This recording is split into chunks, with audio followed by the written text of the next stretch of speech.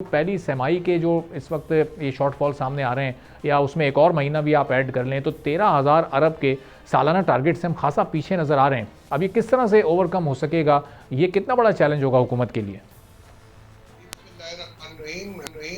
मेरा ख्याल है ये शॉर्टफॉल इस नतीजे से हो रहा है कि ये जो टारगेट थे बड़े एम्बिशियस थे और इसके पीछे बैक पे कोई चीज नहीं थी।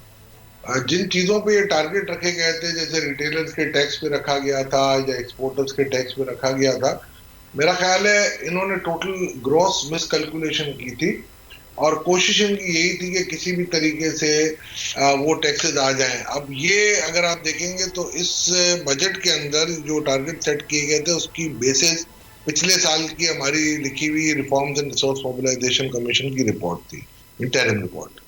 और उसमें हमने अगर एक चीज का टारगेट बनाया हुआ था जो खुद हमने नेगोशिएट किए थे, जैसे रिटेलर टैक्स पे, तो 270 अरब था।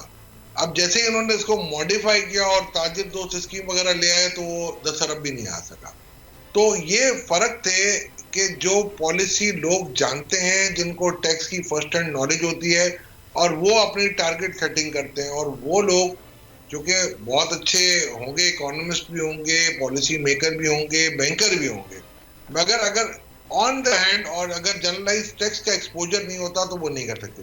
अब जैसे एक्सपोर्ट है, एक्सपोर्ट में 250 से 300 अरब अगर आप देखेंगे तो मेरा ख्याल है वो आना आराम से लाजिम था, मगर बिकॉज ऑफ द फैक्ट कि जिस तरीके से ये एक्सपोर्टर अभी चल नहीं रहा था, इसलिए ये मुश्किल हो गया इनके लिए ये पेमेंट लाना। इन्फ्लेशन तीसरी तरफ से आपका कम हो गया। इन्फ्लेशन इसलिए कम हुआ आपका कि जी लास्ट ईयर जो आपकी करेंसी थी वो आपने 130 रुपए डिवैल्यू की, यानी मीनिंग से इन्फ्लेशन उसका 26% जो इन्फ्लेशन था वो सिर्फ करेंसी की डिवैल्यूएशन पे हुआ था। सही। इस मर्तबा करेंसी स्टेबल है, मेरे हिसाब से तो उसको रिवैल्यू होना चाहिए, मजीद तो 235 तक आ जाना चाहिए था, मगर करेंसी डिवैल्यूएशन ना होने की वजह से वो इन्फ्लेशन 26% गिर गया। आप अगर कंपेयर करें, कल अगर आपका सीपीआई 5% अगर आया है तो उसका मतलब यही हुआ कि अगर 32% था तो 26% में अगर गिरा दूं तो वही 5-6% के जुमरे में आप आ गए। ऑयल की प्राइसेस कम हो गई हैं, इंपोर्ट आपकी कम हुई है, आपका बैलेंस ऑफ ट्रेड अगर आप देखेंगे तो आपके पिछले सालों के मुकाबले में काफी फेवरेबल आ रहा है, करंट अकाउंट सरप्लस आ रहा है।